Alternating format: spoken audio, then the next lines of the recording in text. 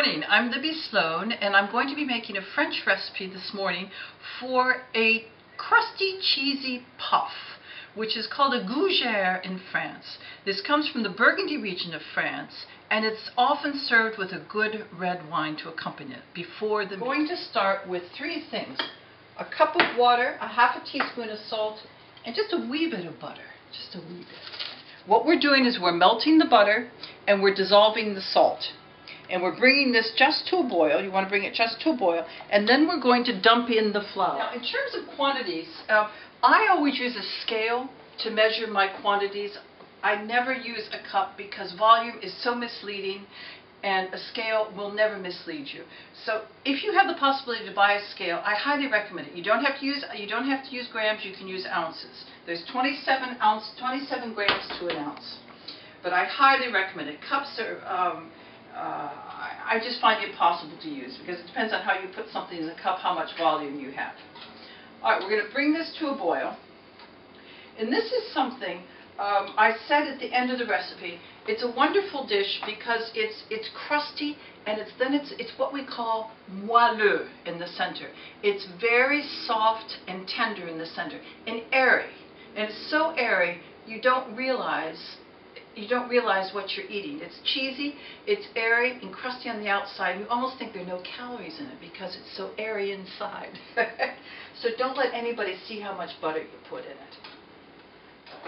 You're going to yank it off the heat, turn your heat down to medium, and dump in the entire bit of flour. Now at this point, you're going to look at this and you're going to say, oh my goodness, what have I done wrong? Because it looks absolutely disgusting.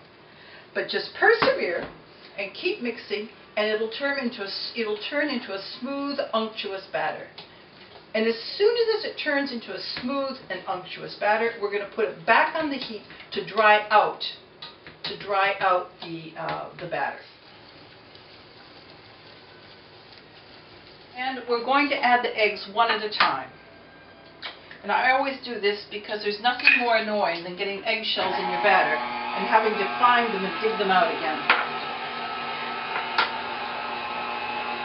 You don't need to mix long, but you need to mix enough that your eggs and your cheese gets well incorporated, well mixed in. This is my Gruyere or Emmental or just a Swiss cheese, and I'm going to put that in between the two eggs. I've still got 2 more eggs to put in. And you need anywhere from 2/3 of a cup to a full cup here. You don't want it to mix too much. And you want to scrape down the sides. This is the tricky part, is scraping down the sides of a stand-up mixer. Here we go. You've made your batter. Okay? It's nice and thick. And now we're going to put it on the cookie sheet. I've put a piece of parchment paper. I've kept the parchment paper down with a wee bit of butter so it doesn't slide around. We're going to take teaspoons and put this on the cookie sheet. These you need to make them about 1 inch in diameter, and you need to leave, maybe 1 inch between them. They're going to puff up. They're not going to spread a whole lot, but they're going to puff up.